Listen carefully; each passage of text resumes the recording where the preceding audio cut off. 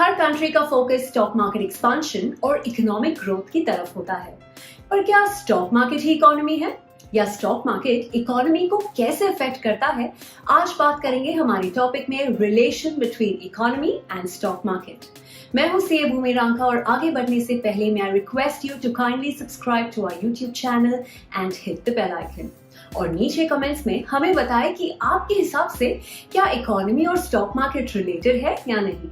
Stock market comprise करता है only of companies and investment products that are listed of that particular exchange. Economy तो पूरी economic activities को encompass करती है, इंक्लूडिंग प्राइवेट बिजनेसेस और investment transactions outside the stock markets. हालांकि दोनों में डेफिनेटली एक रिलेशन जरूर है। सिंपल टर्म्स में ऑफिशियल अपडेट्स जैसे इन्फ्लेशन या एम्प्लॉयमेंट डेटा शेयर प्राइसेस पे बड़ा इम्पैक्ट लाती हैं और वहीं स्टॉक प्राइसेस का मूवमेंट अफेक्ट करता है पब्लिक स्पेंडिंग एंड कंपनीज के इन्वेस्टमेंट्स को भी। Although economy and stock market correlation may seem interchangeable, but they are different. Stock market एक important economic pillar है जिसके कारण वो इंडस्ट्रियल और बिजनेस डेवलपमेंट को इम्पैक्ट करता है, जिसका एक सिग्निफिकेंट इम्पैक्ट होता है नेशन के ओवरऑल इकोनॉमिक हेल्थ पर।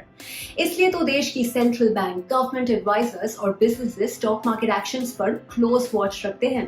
इकोनॉमी और स्टॉक मार्केट इंप्रेशन तो देते हैं कि वो सेम है, हालांकि ये कंप्लीटली सही नहीं है। स्टॉक प्राइसेस इकोनॉमी के फ्यूचर एक्सपेक्टेशंस और डायरेक्शन ऑफ इंटरेस्ट रेट्स को लेकर मूव करता है और इकोनॉमिक ग्रोथ बिजनेस साइकिल्स पर डिपेंड करती है। बिजनेस साइकिल के फेजेस में आते हैं expansion, peak, contraction and ट्रॉफ। Expansion phase stocks के राइज में सबसे फेवरेबल माना जाता है, जहां इकोनॉमिक प्रोडक्शन हाई कैपेसिटी पे होता है, स्ट्रॉन्ग रिटेल सेल्स होती है, low unemployment, interest rates relatively low होते हैं और कंज्यूमर डिमांड ज्यादा। जब इकोनॉमी गिरती है तब कॉन्ट्रैक्शन फेज आता है और ट्रॉफ एक इकोनॉमिक बॉटम लाइन होता है जो फिर से एक्सपांशन की तरफ इंडिकेट करता है। हालांकि strong economic demand economic peak और हायर इन्फ्लेशन की तरफ लीड करता है, जिसके कारण फेड इंटरवेंशन होता है to raise interest rates to slow the economy and hopefully avoid a recession. और ऐसा ही सिनेरियो हमने 2022 में देखा। Rising stock market usually indicate करता है improving या ज्यादा favorable economic conditions for firms, resulting in higher revenues and profitability. वहीं दूसरी ओर declining stock market softer economic conditions की तरफ signal देता है, जहां potential downturn या recession आता है। लॉन्ग टर्म में स्टॉक मार्केट और इकोनॉमी मिलकर एक पिक्चर दिखाते हैं, they would move together, पर डे टू डे बेसिस पर these correlations are difficult to see. Production और कंजम्पशन एक्टिविटीज का कनेक्शन जो कंट्रोल करता है कि रिसोर्सेज कैसे डिस्ट्रीब्यूट होते हैं, वो होता है ओवरऑल इकोनॉमी। ये किया जाता है कंज्यूमर डिमांड को मीट करने के लिए। ये होता है एक economic system. Stock market prices और फ्यूचर ट्रेंड्स का पता लगाने के लिए इन्वेस्टर्स और ट्रेडर्स इकोनॉमिक डेटा को चेक करते हैं। मार्केट इंडाइसेस को देखकर इकोनॉमी की स्टेट का पता भी लग सकता है। जनरली स्टॉक मार्केट और इकोनॉमी साथ में चलते जरूर है, but not always. Market volatility के कारण it is possible for a stock price to fall in good economic times as well as rise in bad once.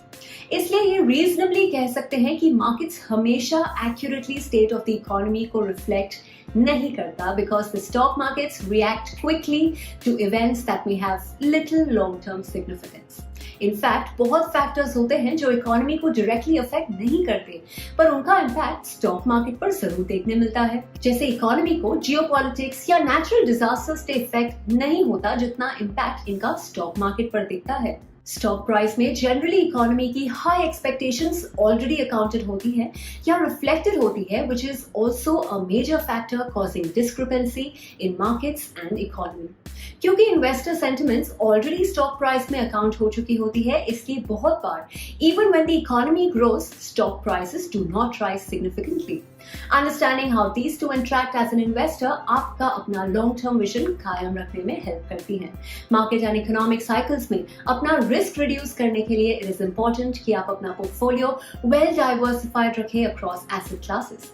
इससे आप किसी भी मार्केट कंडीशंस में इजीली सेल थ्रू कर जाएंगे। Well, I hope आपको आज की वीडियो इन्फॉर्मेटिव लगी हो। आपके व्यूज हमें नीचे कमेंट्स में जरूर बताएं।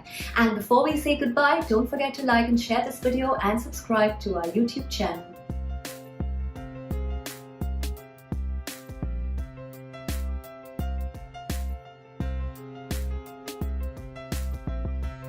Investments in securities market are subject to market risks. Read all the related documents carefully before investing.